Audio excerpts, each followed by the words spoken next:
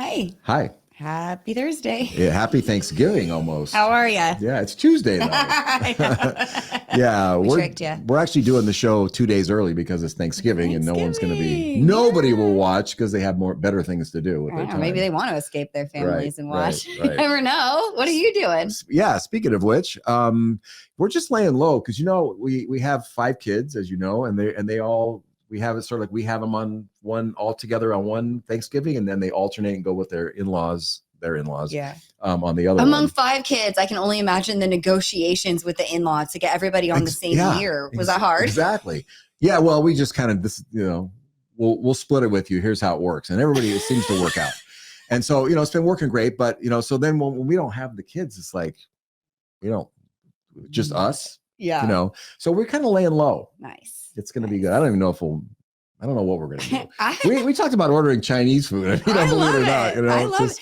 Last year, I didn't have the kids, and it was the first time. And I thought, oh, this is going to be so depressing. What am I going to do? It was actually really liberating to just say, I'm not doing Thanksgiving at all this year. And I'm pretty sure I made myself box mac and cheese. And it wasn't sad. It was like, I felt like I was getting away with something. I get it. When you're a tired parent and the holidays come real fast year after year. And it's just like, I think I sent a picture to my cousins watching TV. I'm in my jammies. I got no responsibility. Yeah. No fights to dictate to separate or anything. Yeah. But I have the kids this year. We'll be with my side of the family, and I'm really looking forward to it. It'll be fun. Oh, good. And I realized as kids, our tradition was to rent a cabin in Pine Mountain Lake in Groveland every Thanksgiving and spend the Wednesday through Sunday there. But it was just my parents and my sister and I. And now, as an adult, how did they get away with that? I know. That's right. How did you guys tolerate it? I think as teenagers, we probably didn't like it. But this is one of my favorite family traditions. And I have really fond memories of these trips. And some years it would snow and there was a golf course at Pine Mountain Lake. So my sister and I would get our sleds and go down the golf course. That's fun. And it was so awesome. And what they must have had to go through to the extended family to carve that time out for us. It had to have been hard. But thanks, Mom and Dad, because we loved it. And it's great memories. That's great. Our traditions weren't really so much on Thanksgiving as much as Christmas Eve. Oh. We would get like all the aunts and uncles, all the cousins, all the Italian ones, and we would just we would have a gigantic fish feed. Oh, you do the Feast of Seven Fishes. Crab and shrimp and clams and mussels. And I can't even tell you, all the different things. And it would take all day. Yeah. Calamari. It was great. It was great. Italian Christmas Eve is where it's at. Really, really great. If you haven't experienced one, get yourself an Italian and go to one of these. Go to one. They're really something. They really are. Yeah, the food is just stacked up to the ceiling and everything. It's really Everyone great. has 900 cousins. It's great. Yeah. So we have a show to do. Let's do it. Welcome to A Place of Possibility. We're happy to have you here. I am Richard Del Monte. And I'm Angela Wright. And what are we doing today? All right. So today we're going to talk about the current conditions in the Bay Area residential real estate market. As always on the show, everything that we say is for educational purposes only. Please talk to your own advisors before making any choices based on what we say here today. Any past performance is no guarantee of future results. Our guest today is Nathan Jines. Nathan is an esteemed professional making waves in the dynamic realm of real estate. Armed with a master's degree in education, his educational foundation adds a unique dimension to his real estate practice, allowing him to connect with clients on a profound level. In his role as broker associate, Nathan has attained the pinnacle of real estate certification in California, just a testament to his expertise and his unwavering dedication. Nathan has also pursued specialized training. He has a certification as a certified expert in the mastery of negotiation from the prestigious Harvard School of Business. So you want him on your team. I'm still going. Hold on. And beyond his professional achievements, Nathan has dedicated nearly 2 decades to pastoral work, just really exemplifying his commitment to community service. Nathan, thank you so much for carving out the time to be here with us today. Really appreciate it. My pleasure. I'm super excited to be here with you guys. Yeah. Thank you. You have the first question. So I do. So it's just like the most common question we get asked, let's just talk about the home prices in different markets in the Bay Area. What's going on right now? We are still seeing Home prices stay relatively the same. We've seen some dip coming down in a few different markets. So, for example, the condo market in San Francisco has had some challenges in the recent couple of years since the pandemic, but single family homes have remained strong. The market supply is still low and the demand is still high. There have been some challenges regarding the interest rates as of recent. Some buyers are backing off as interest rates have gone up past 7%, and some are still jumping back and are in the game. Some places like San Ramon, the houses are still selling in 9 days. Wow, really? Yeah. Man. In Oakland, where we just had 2 houses that sold within 9 days each. We had one house that we listed in San Francisco in the Richmond district that went with 12 offers in about 12 days. And then we've seen some condos that are sitting on the market for a while. And so it's a little, it's hard to describe. It's an interesting market. It's an interesting time to be in real estate. Yeah. Yeah. Wow. Are there any neighborhoods you've found in the Bay Area where I think there's a sort of expected slowdown with the increase in interest rates, but you're saying 9 days, 12 offers. Has it slowed down anywhere in the greater Bay Area? Yes. So this is just a constant dialogue that we're having with clients, I'm having with fellow peers as we discuss what exactly is happening in the market right now. And so we'll see some houses that have been on the market 30, 60 days. And then other houses that are selling in 9 days, 10 days. So there is a slowdown. I would say in our area, Alameda County in the Bay Area, the maximum loan amount is $970,000 total that somebody can take. So for a first-time home buyer that might be trying to get into the market at around $1 million, which the average home price in the Bay Area is about $1.2 million. So that makes it accessible for some first-time home buyers who are trying to come in with like 10% or 20% down, which is like the standard, because they can borrow up to $970,000. But once you start hitting the 1.5 million and up price points, it gets a little bit more challenging for first-time home buyers because now they have to bring in, $500,000-$600,000 into the game, which ends up being like 30% plus in order to get that Fannie Mae, Freddie Mac backed loan, unless they go to the jumbo loan, and the jumbo loan carries a higher interest rate.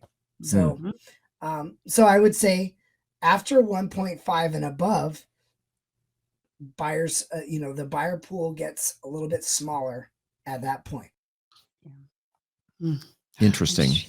So what about where are the most expensive areas and where are the least expensive areas to buy in the Bay Area? I always wondered that. Like, where are the richest houses in the Bay? Inquiring minds want to know.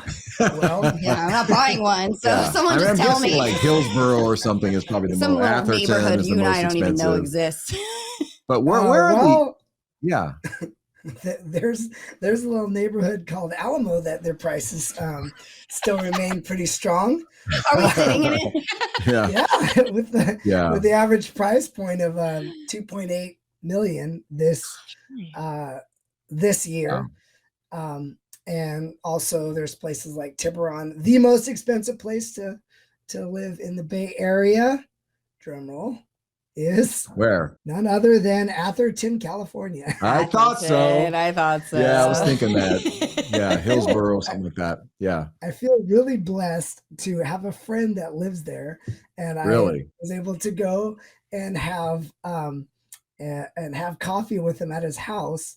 And he lives right next to Stephen Curry, and apparently he can hear the kids playing in the the back, and the whole nine. No You know, way. like a You lot of smell the cooking coming From from his Aisha's wife. kitchen. It'd be nice to be over there and Yeah. see what they're cooking for Thanksgiving. I'm sure it's amazing. Oh, yeah, wouldn't that be Oh, great? that's a good table. Wouldn't that be great? Where are the entry level homes for people that are kind of middle class trying to buy? Where are the opportunities for them, Great if question. anywhere? Brentwood? No, even Brentwood. I don't think Brentwood either.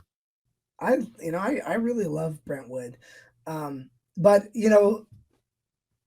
the farther we get from the water, especially probably past Downville, the more affordable it gets because the commute becomes a little bit longer for those that are, working in San Francisco and are working in the tech companies.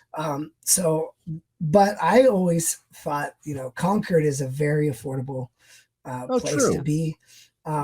Bay Point, Antioch, Pittsburgh, depending on how far you want to go, you can keep going further out, and you can see more affordable opportunities. There also are opportunities like if you are okay with living in a condo. If you're like, hey, I just want to live the city life, I want to live in a condo, there are great condo opportunities for you in San Francisco, right now. And so you'll find condos throughout the Bay Area. Townhouses can be another affordable opportunity or option. There are some places in Hayward, California, which are a little bit closer to the water. There's some places in Oakland that are more affordable, in Richmond, even some of the small places like Pinole and El Sobrante. There is a little tiny community of 100 houses, little enclaves in the mountains next to Pleasanton called Sunol. And they have these little cabins that were there for the last 100 years. And, there's these little enclaves of places tucked away throughout the Bay Area that can provide a more affordable option for first-time home buyers or somebody that. So basically, wherever you are, there's something nearby that you could afford to buy if you're a younger person. Absolutely, absolutely. All right, well, so do I want to be a buyer or a seller right now? Whose market is it? Who's got the better hand today? Or does it matter if it's a condo or a single family home? Maybe it's two answers. Are you going to give me the lawyer's answer? It depends. Oh, yes. Oh, man. Yes, the lawyer's answer. That is the reality, is that everyone finds themselves in a very specific scenario that sometimes it falls in the category where other people are in that category as well. And a lot of times that category is unique. So I would, typically what they consider to be a buyer's market is 6 months or more of inventory.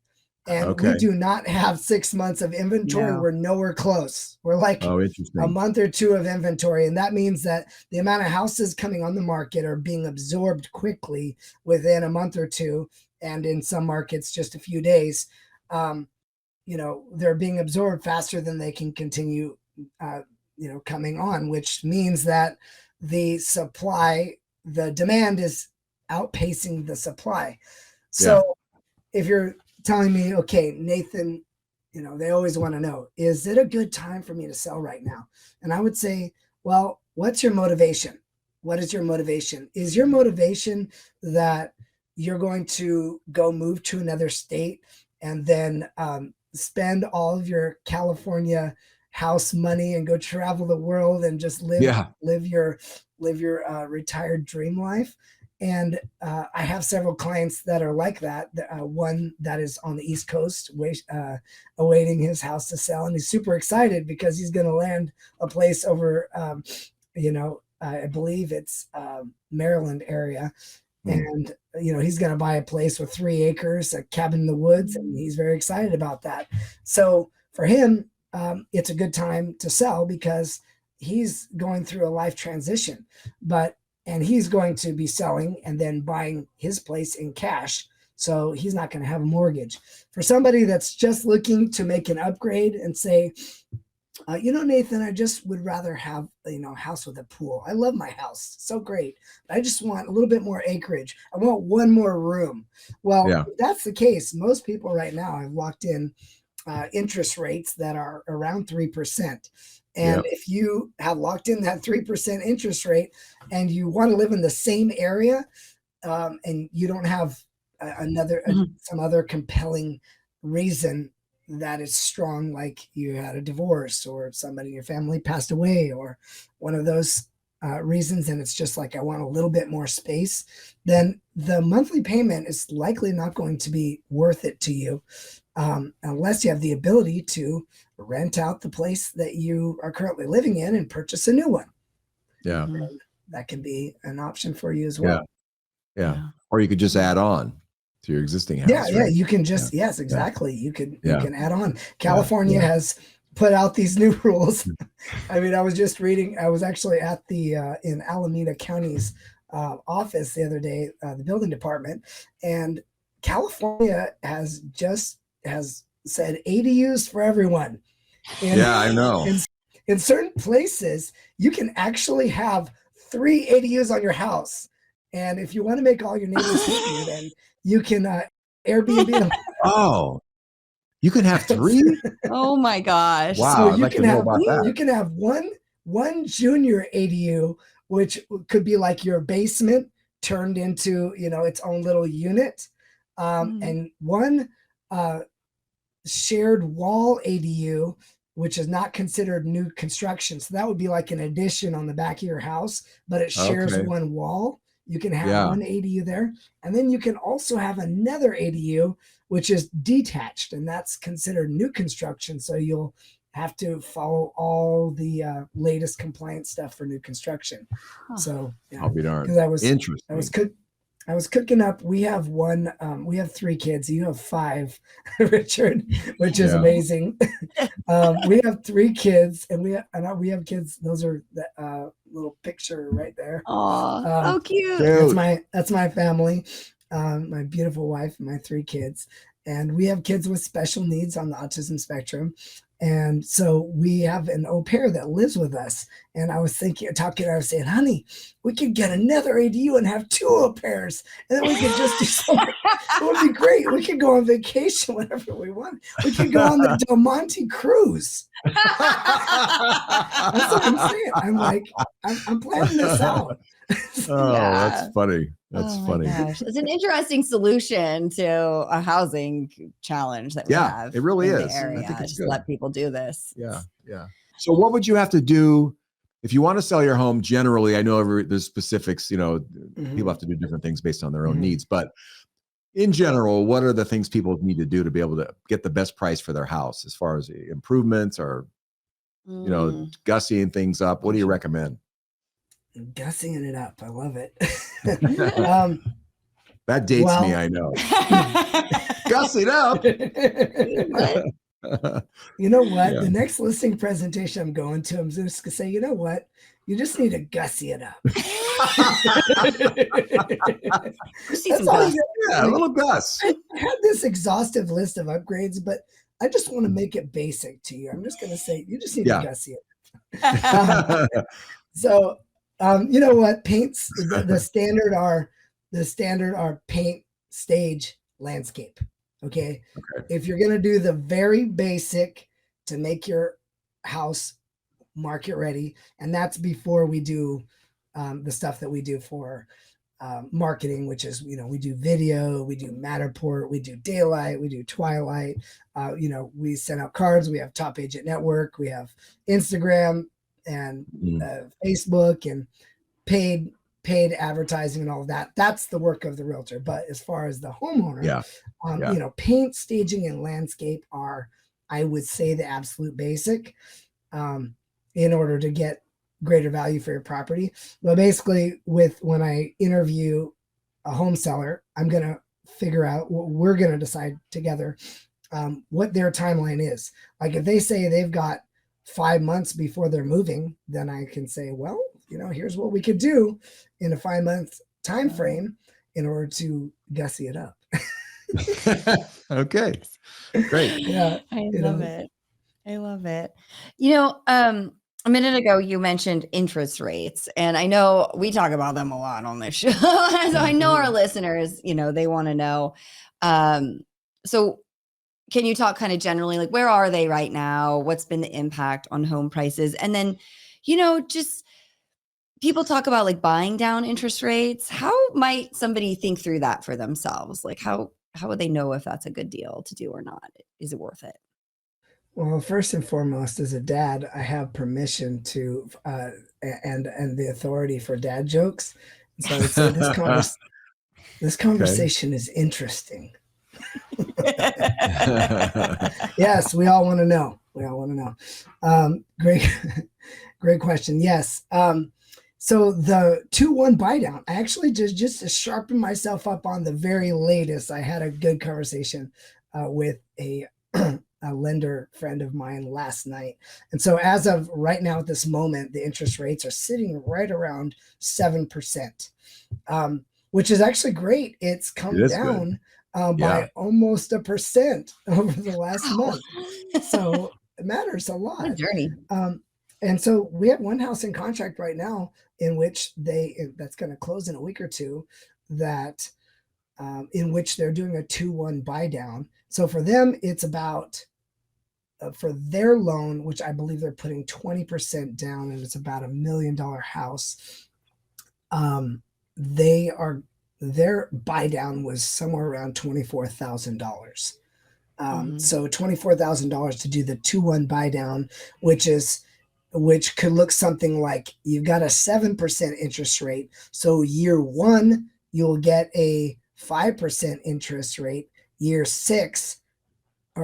two, you'll get a 6% interest rate. And then year three, your whatever the prevailing interest rate was or is, you'll continue. So essentially what an interest rate buy down is, it's kind of prepaying interest, and it's moving money around a little bit so that your monthly payment is more palatable. And who doesn't want a more palatable monthly? It's true. Monthly payment? It's true. Yeah. And I think for if you're a seller, that's a better way than maybe knocking the price down, because you can incentivize people, more people, to be able to afford the house, right? Yeah.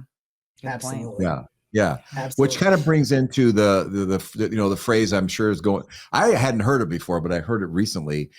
Buy the home, rent the mortgage, right? And so basically, you don't want to wait around for rates to go down, because who knows how long it's going to take. But and you can always refinance later, right? So, do you think that higher rates that right now are going to change the long-term perspective for home prices in the area? Yeah, well, I totally agree with you. I've heard a similar saying, which is like, date the rate and marry the house. Oh, there you go. Cute. Okay. Yeah. Date the rate and marry the house. And I think that really kind of like what's behind that is, and behind like you said, long interest rates, long term, regarding the housing market, is it's basically being able to step back and say, why am I buying a house? Is this a quick Robin Hood crypto play for 2 months? No, it is not. Yeah, you're not going to flip it shorting fast. the house. Yeah, Right. Yeah. exactly. Is this like, you know what? Like, ooh, the interest rates are came down 1%. Let's buy a house right now and then we'll sell it. No, it is not that. Investing in real estate is a long-term strategy. I love a quote from Andrew Carnegie that said that, and which is interesting because this is a really old quote. He said, nearly all millionaires at that time, now we have more than millionaires, are build their wealth through real estate. And he advised that every person, whether you make a lot or a little, invest yourself in real estate, because it helps. It is the number one way that Americans and people all over the world have built wealth, is through real estate. And so when you step back and say, you know what, this is an opportunity to be able to live in an investment, not pay somebody else rent and help somebody else build wealth while I pay them in rent, and actually invest in myself for the long term. Yep. And in something that's going to beat inflation. And you kind of see things big picture when you begin to look big picture. Yeah. And you look at housing prices and how they've skyrocketed. I mean, just all over the Bay Area. It's always beat inflation. Investing in real estate has always beaten inflation. It is a very secure investment. And when you see it in terms of, this is an investment for a lifetime. This is not an investment for a week or for a month, but this is to build legacy wealth in my family. You know, when you see that, then the interest rate, you can begin to gain that perspective of what you're with our statements, which is the interest rates are temporary. Interest will go up, interest will go down. But the increase in the value of real estate over the long term has always won the day when you consider it for a long term from a long term perspective. So how will interest rate affect the Bay Area market? Well, you know, we're already seeing it. The houses were jumping during the pandemic about 20%, which is ridiculous in a year or two. I mean, this one house, like we would sell one house, maybe the house would sell for like 1.5 million. And then the same exact house a block over, like I'm getting calls from buyer's agents saying, hey, Nathan, what's your house in contract for? And they're finding out because the market was so hot and it was so competitive that they were going to bid over, you know, they were going to bid over the price that the house that was currently in contract for. And then 2 weeks later, something will sell for $50,000 or $100,000 more. You know, it's the same square footage. And that, honestly, that insanity, I'm glad it's not happening right now. I mean, it's a level of insanity. We needed the interest rates to be higher so that we could calm the insanity and get down to a more regular, steady increase of value. Give people a minute to be able to decide if they actually want to buy this house, you know, because they're frantic. We're bidding on, you know, how much more do we have to bid to get this thing? You know, it's just insanity. It was why on my street, I live in kind of an older neighborhood in Pleasant Hill. It's well known for these little 3-in-1 shacks that fall apart and very bad foundations. And some houses, like, you know, remodeled on our street gets 11 offers. Like half the people hadn't even seen the house, no contingencies. And the one that wins is a $1.2 million cash offer. And I'm like, who has $1.2 million in cash? The couple's my age. They have a baby. I'm like, what is your secret? Where are you getting this money? Dad, of course, is where they got the money, you know, but that was the like bank of dad. Yeah. The point is there's people scrambling. Like that is not an environment. It's not healthy. It's not healthy. And people just get really dejected. But, you know, Nathan, it brings up a good point, because people of my age, you know, the interest rates where they are right now, they just seem kind of normal, you know, like they were abnormally low. But you have younger people, it's like, what's happening? They've gone up, you know, 4 times. Like, you know, it's, you know, so there's like a panic that comes in about that. What do you must have to educate them, I'm guessing, right, about how rates have been and how this is really not abnormal. Yes. And that honestly, Richard, is why I think that I'm excited about, you know, your group. Oh, my earpod's falling out. It's okay. Oh, that's why I'm excited about your group, because I think that there's the wisdom of years and the wisdom of history in building wealth that you have, you know, being able to educate and help your clients build wealth for the years. And I think there's that our younger generation needs to hear from the wisdom of those who have been doing this for a while, who have been living here for a while. And I do educate and I say, look, you know, the reality is you want to know about high interest rates, 1980, it's 15%. And my dad was so happy that he got in at a 12% rate because he got it. He was just absolutely amazed that he got it for 12% rate. Yep. And then people are like, well, the house was only $80,000. Yeah, that's true. But in 1980, the minimum wage was also much lower than it is now. Yeah. And it's you don't even have to go that far back. I mean, I still kind of look like a young person, I think. But when I bought my first house in 2006, like not that long ago, it was 7.4% my interest rate. Yeah. And that was like some crazy balloon situation, it was probably should have been worse. Yeah. It wasn't that long ago that we saw 7% interest rates, and it's not that weird. Yeah. They're still historically low. If we want to look back 30 years, they're still historically low right now. But the reality is that during the pandemic, I mean, that was like free. I mean, 2%, 2.5%. That's basically free money. And I'll tell you, those of us that didn't refi during the pandemic are really pissed off about it today. I am. We did a podcast in January of 2022, and we told everybody the rates are still at 3%. Refinance, buy right now, because this is it. Yeah. They're not going to last like this. And we had no idea they were going to go this high, but but still, yeah. And people are saying, they say to me, well, should I wait till the interest rates go down, Nathan? And I say to them, it's the best time to buy is when you're ready. If you have the ability to, if you're really sick of renting, if you're really sick of making somebody else wealthy by paying your rent faithfully, and you have the ability to qualify for a loan and get a house, even if it's not the biggest house or condo that you thought possible, then it's a great time. Because as soon as the interest rates drop, even just it dropped a little, like we had 2 houses on the market within the last 2 weeks, one right after the other, one house, and they were both literally the properties were touching each other. They're that close. They're and very similar square footage. One house got 3 offers, and then the interest rate dropped around 1/3%, and we got 7 offers 2 weeks later.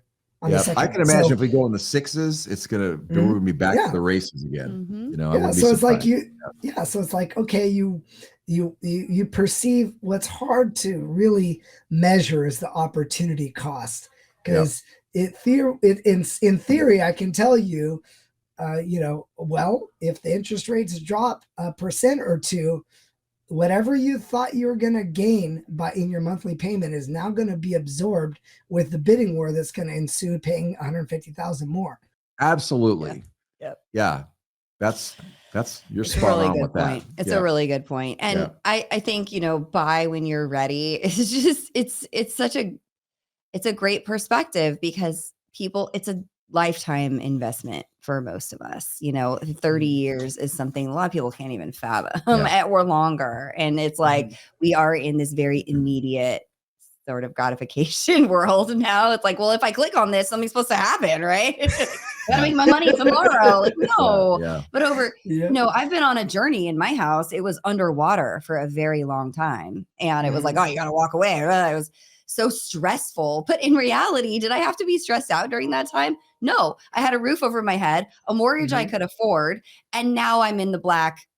I mean, now I'm in the moon. You're in the stratosphere. Sure. Good example of, I just really stressed myself out for no reason, because like I was going anywhere. And now here we are all these years later, and it's fine. Good for you. You grabbed your snorkel and you grabbed your scuba gear. That's and right. You made it through. A lot of underwater fish right here.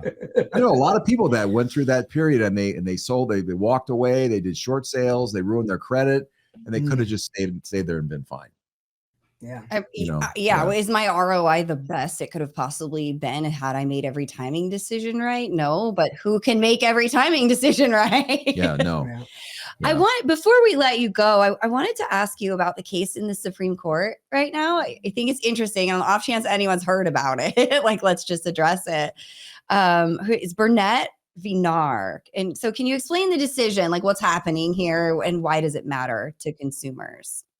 Absolutely. Okay. So in Kansas City, Missouri, there was a person who listed their house, and the typical way that a listing is broken up is there is a commission that the home seller signs on for, and then that commission is then shared or has a split between the buyer's agent and the listing agent. And it's a cooperative opportunity so that the buyer is able to have agency and representation, and the listing or the person helping to sell the house, that person is able to have representation as well, and somebody fighting for them.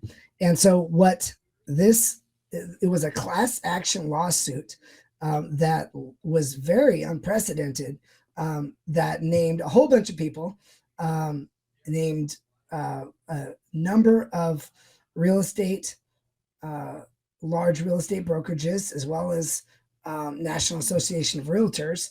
And very surprisingly, the plaintiffs won. And they said that all these brokerages are conspiring to make us pay more commissions, and we don't like it. And so that was, let's see, Remax actually settled out, and the NAR, Keller Williams, and others are going to appeal. And so this could be something that ends up getting appealed for years.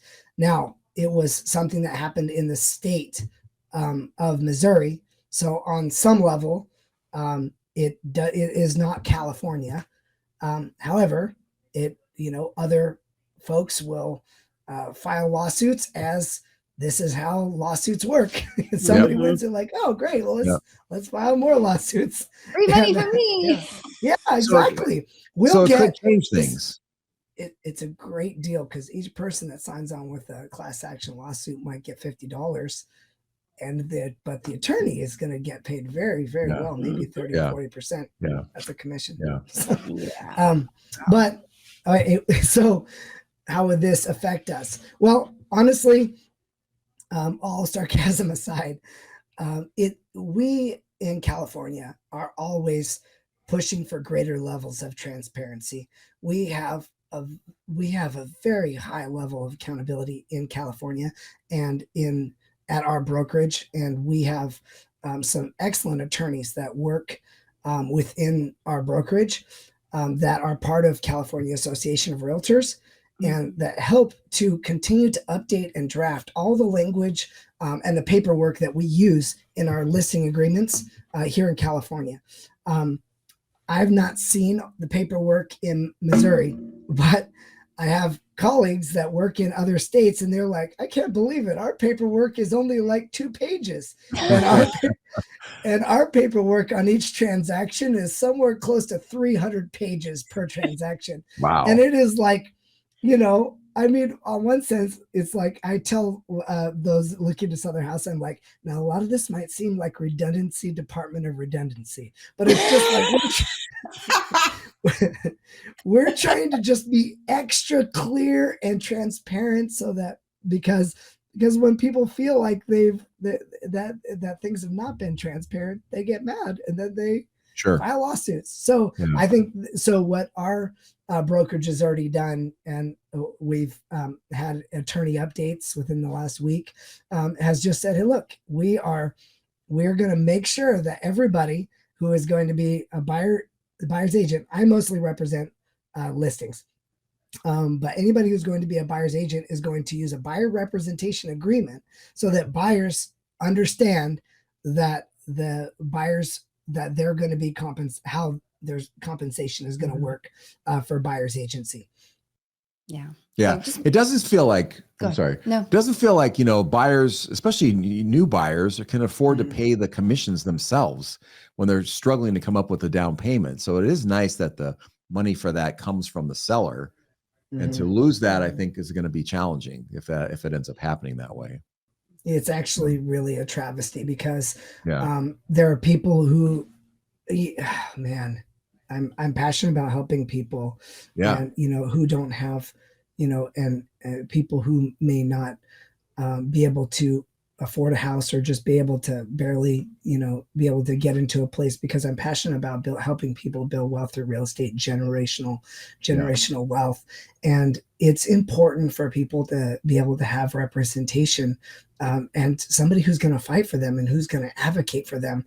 And the current model that we have had for a long time in the United States is an excellent model, in which the buyer is able to have their own representation, and the listing person is able to have their own representation. And if the buyer's agency disappears, or if they say, okay, we're not going to provide any representation, then a buyer will go into a transaction, which is one of the most important things that financial decision they might ever do in their life, and not be represented in that transaction, or because they can't afford it. It's kind of like, when if somebody's involved in a lawsuit, this person with the more money gets sometimes is able to buy the greater level of representation, and the guy who can't afford the representation ends up on the short end of the stick. So I really, I look forward to seeing the appeals happen. I think that, transparency should always be number one. And, and I believe that we can continue to, make a difference in our Bay Area in California. Great. One more question, Nathan, if I could.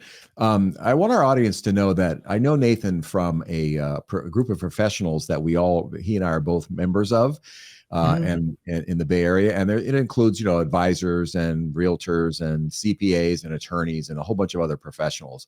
And we go to we meet once a month, and Nathan gets the most referrals for new business of anybody in the group, because they love him. Everybody loves him. So Nathan, I want to just ask you, how do you separate yourself, differentiate yourself from your competitors? What makes you better? Why do you get so many referrals? Well, first of all, I want to say I want to have you share that. Yeah. There's amazing professionals all over this Bay Area. I guess what makes it different for me and for our family is that, I come from a ministry background. My wife and I are ordained pastors, and we have served our community for, in the Bay Area for over 20 years. And we're passionate about helping people first, just helping people. And, before we had 3 kids, we lived on a regular salary of $45,000 and less, which is very difficult to live in the Bay Area. And God has blessed us tremendously through real estate to be able to help a lot of people. But we did what we did for many, many years, because we weren't doing it for money. We were doing it to help people. And so we just take the same attitude of serving others, and looking out for their interests, as we have in pastoral work. We just take that same attitude toward every person we encounter and meet, that we really want to see them prosper and succeed. And I really believe that if you help others prosper and succeed, you will prosper and succeed as well. And so we just have to keep it focused on helping other people. And so I love our provisors group, because there are incredible professionals like yourself in provisors. I mean, I've met some amazing people who really want to serve their client. And so I've seen it as a great opportunity to be able to refer to all of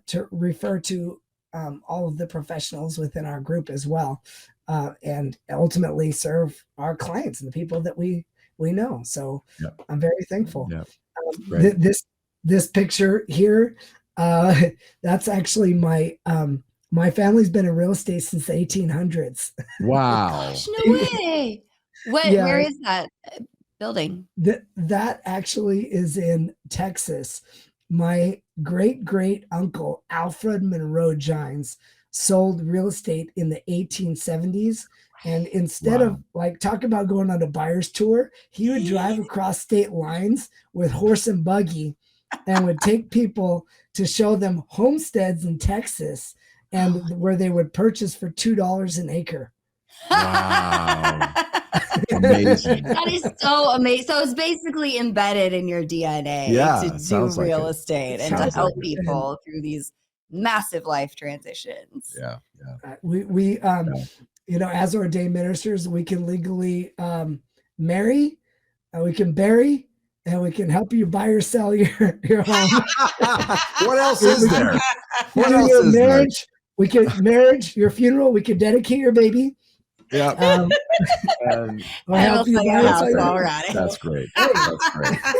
Oh man, Nathan, thank you so much for being here, for sharing your expertise and how you advocate for and educate your clients.